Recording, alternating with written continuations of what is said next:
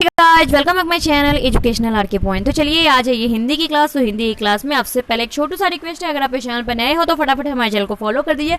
हिंदी में जितनी भी सिलेबस है वो फुल सिलेबस इसमें कवर होगी। वैसे तो हिंदी की टॉपिक वाइज टॉपिक में रिवीजन क्लास 1 2 3 4 तक मैं पढ़ा चुकी हूँ, तो जाकर देख लीजिएगा। संधि समास ऑलरेडी हर कुछ हो चुके हैं और ऐसा मैंने पढ़ाया है कि आई होप सो आपको सब कुछ क्लियर हो जाए। तो चलिए आइए क्वेश्चन से स्टार्ट करते हैं। उससे पहले चलिए देखिए, वह कौन सा समास है जिसका पहला पद संख्यावाची है। तो जब भी ये संख्या से रिलेटेड आता है तो मैंने आपको क्या बताया था, तो संख्या से रिलेटेड वाले हमेशा द्विगु समास होते हैं। क्या होते हैं? तो द्विगु समास होते हैं। नेक्स्ट चलते हैं, निम्नलिखित में लोकोक्ति का सही अर्थ चयन कीजिए। कांट की हांडी बार बार नहीं चढ़ती, बताइए। आंसर हो जाएगा छल कपट का व्यवहार। छल कपट का व्यवहार क्या है? हमेशा नहीं चलता है। नेक्स्ट चलते हैं, देशभक्त किस तत्पुरुष का उदाहरण है, बताइए। देश के लिए जो भक्त होता है, देश का भक्त, बताइए। चलिए, तो इसका आंसर है संबंध तत्पुरुष। कोका के लिए किसके लिए आता है? तो संबंध के लिए आता है। पवन में कौन सी संधि है? तो पवन में डी आयादी संधि है। कौन सी संधि है? तो आयादी संधि है। नेक्स्ट चलते हैं, आच्छादन का संधि विच्छेद क्या है? तो आज और छादन, आच्छादन का क्या है? संधि विच्छेद है। सरह प्लस ज किसका है, बताइए, किसका संधि रूप है? तो यह है सरोज का संधि रूप। किसका है? तो सरोज का संधि रूप है। नमस्ते का संधि विच्छेद क्या है?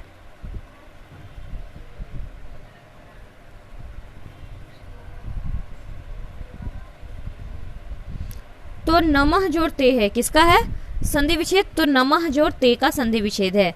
अंबर पनघट में डूबो रही तारा घटघट उषा नगरी में कौन सा अलंकार है, बताइए। ये रूपक अलंकार, उत्प्रेक्षा अलंकार, उपमा अलंकार, अन्योक्ति अलंकार। मैं A to Z अलंकार पढ़ा चुकी हूँ। अगर आपने नहीं देखा है, जो पेड क्लास वाले उनको तो ये कंसेप्ट क्लियर होगा। जो नन पेड है तो जाइए यूट्यूब पर देखिए अलंकार शब्द वाले, तो क्लियर हो जाएगा। चलिए 23 का आंसर तो यह है रूपक अलंकार। रूपक अलंकार में जब किसी के रूप के बारे में वर्णन की जाती है तो उसे हम रूपक अलंकार कहते हैं। वह कौन सा समास है जिनका पूर्व पद विशेषण होता है? तो कर्मधारय समास है जिसका क्या है? पूर्व पद विशेषण होता है। नेक्स्ट चलते हैं, कौन सा समास में द्विगु समास है? मैंने अभी द्विगु समास में क्या बताया है, जिसमें क्या हो, नंबरिंग वाले शब्द हो, बताइए। तो सप्ताह, सप्ताह में कितने? 7 दिन होते हैं। कानन का पर्यायवाची शब्द लिखिए, बताइए। तो कानन का पर्यायवाची शब्द वन है। क्या है? तो वन है। पूर्व भाग में जुड़कर जो नया शब्द बनता है उसे हम क्या कहते हैं? तो पूर्व भाग में जो बनता है उसे उपसर्ग कहते हैं और मध्य यानी कि अंत वाला भाग में जो जुड़ता है उसे हम प्रत्यय कहते हैं। सफाई में कौन सा प्रत्यय है, बताइए। प्रत्यय जो लास्ट वाला है, बताइए। चलिए, तो सफाई में आई शब्द क्या है? प्रत्यय है। नेक्स्ट चलते हैं, श्रृंगार रस का स्थायी भाव क्या है? ये रस छंद हमने पढ़ाया है, जाकर रस वाले ट्रिक की वीडियो देखिए, आपको A to Z चीज समझ में आ जाएगी। और नहीं तो नीचे डिस्क्रिप्शन बॉक्स में आपको ऑल टू ऑल हिंदी की क्लास के लिंक मिल जाएगी, आप वहां से भी देख सकते हैं। तो आंसर क्या आ जाएगा? रति है। इस सब के स्थायी भाव होते हैं जो क्या होते हैं? वो फिक्स्ड होते हैं। चलिए, चौपाई के प्रत्येक चरण में कितनी मात्राएं होती हैं?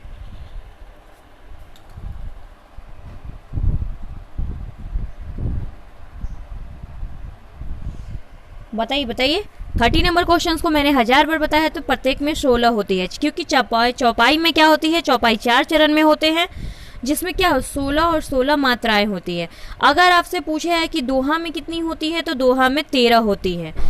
लेकिन एक बात याद रख लिए, एक बात मेरी याद रखिएगा, ये क्वेश्चंस को आज मैं कॉन्सेप्ट ही क्लियर कर देती हूँ। चौपाई रस एक सम छंद का भेद होता है। दोहा और चौपाई दोनों को 4 चरणों में बांटा गया है। तो दोहा के प्रथम चरण में यानी कि फर्स्ट चरण में और तृतीय चरण में 13 मात्राएं होती हैं, ठीक है ना। और आपसे अगर पूछे है कि द्वितीय और सेकेंड और फोर्थ में कितनी होती हैं, तो 11 मात्राएं होती हैं।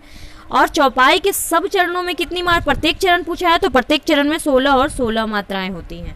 कितनी मात्राएं होती है? 16। अगर यहाँ पे 32 देता तो भी सही आंसर होता, तो आई होप कि आपकी ये दोहा चौपाई वाली कॉन्सेप्ट क्लियर हो गई होगी। अगर आपको और भी कुछ भी डाउट हो तो नीचे कमेंट बॉक्स दिख रहा होगा, वहाँ पे जाइए, कमेंट कीजिए, जो भी पूछना है पूछ सकते हैं। आप मेरे सेकंड चैनल को फॉलो कर सकते हैं। पीडीएफ के लिए हमारे educational RK point Telegram channel को ज्वाइन करना होगा।